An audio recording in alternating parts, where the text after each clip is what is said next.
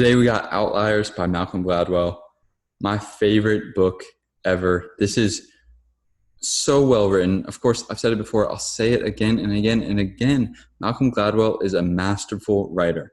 He takes nonfiction, somehow makes it fiction, makes it so incredibly enjoyable to read. Guys, this is a must read if you haven't before. It's in links in the description. I'm telling you, it's Outliers. It's the story of success, but for the reasons that you don't really think about. So let's just get to it. All right.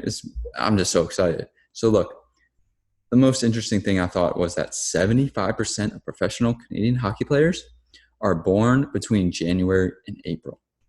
That's incredible. Why is this? It's simple, because Canadians start hockey young. So at around age 5 to 6, those few extra months of growth are critical at such a young age, right? So the cutoff is January 1st.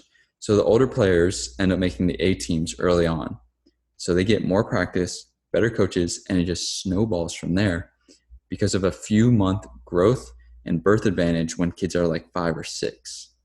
So that's incredible to me. Just because, so a few months when you're that young is a lot of age. A few months when you're 70, that's nothing because you live for so long. That's such a small percentage of your life, right? But when you're 5, just a couple of months gives you a huge, huge advantage.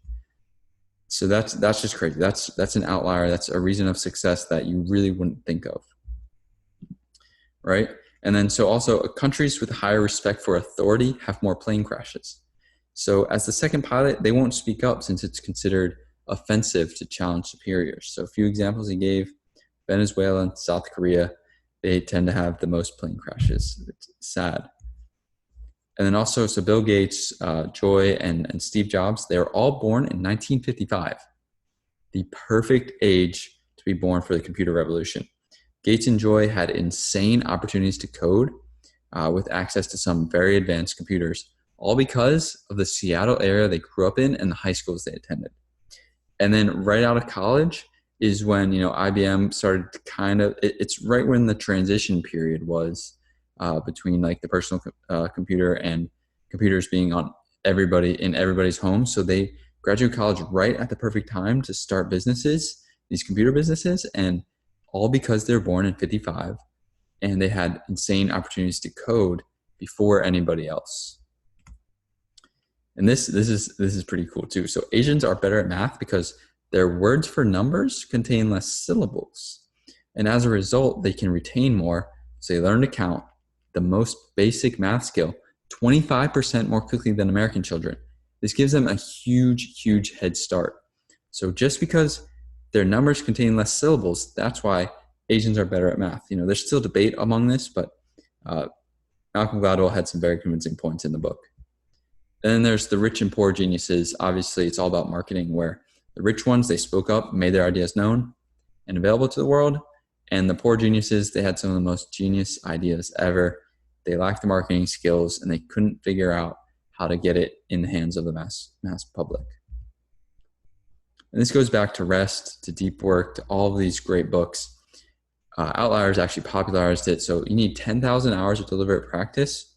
That's what makes you an expert. But you also need lots of rest.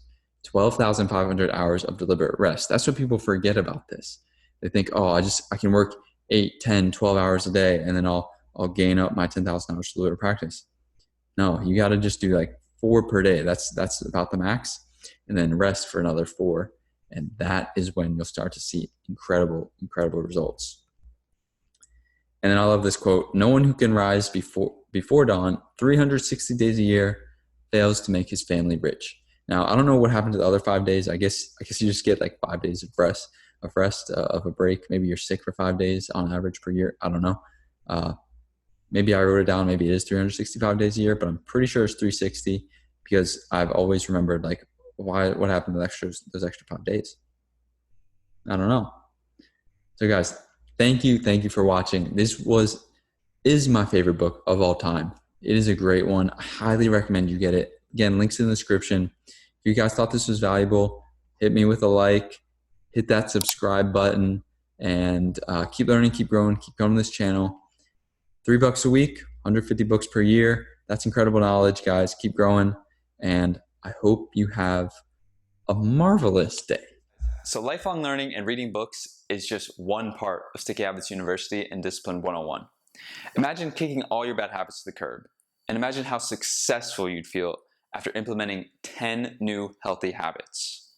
After enrolling in Discipline 101, my new course, that's how you'll feel every single day. Living like this changed my life. Go check it out.